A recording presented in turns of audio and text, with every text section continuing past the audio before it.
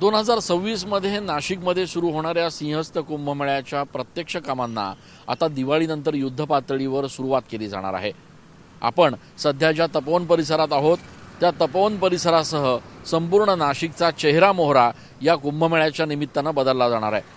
खरं तर सिंहस्थ कुंभमेळ्याचे प्रत्यक्ष कामं कधी सुरू होणार असा प्रश्न गेल्या अनेक दिवसांपासून सुरू करण्यात आला होता।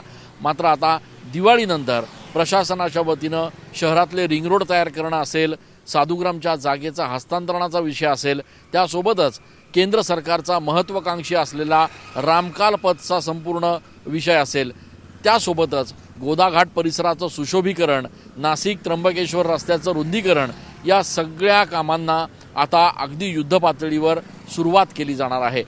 प्रशासनाच्या वतीनं आता बैठकांचं सत्र देखील सुरू करण्यात येणार आहे। या सगळ्या कामांवर नियंत्रण ठेवण्यासाठी, लक्ष ठेवण्यासाठी विभागीय आयुक्त प्रवीण गिडाम यांची देखील नियुक्ती करण्यात आलेली आहे। त्यामुळे नेमके कामं कसे होत आहेत, त्यांचा दर्जा कसा आहे याबाबत देखील प्रशासनाच्या वतीनं पूर्ण काळजी घेतली जाणार आहे। दिवाळीनंतर प्रशासनाचे अधिकारी आणि त्यासोबतच साधू महंत यांची पुन्हा एक आढावा बैठक देखील होणार असल्याची माहिती साधू महंतांनी दिलेली आहे। त्यामुळे आता येणाऱ्या सिंहस्थ कुंभमेळ्याच्या पार्श्वभूमीवर युद्ध पातळीवर कामांना सुरुवात होईल ती दिवाळीनंतर। कॅमेरा पर्सन आकाश येवलेसह मी चंदन पूजाधिकारी, TV9 मराठी।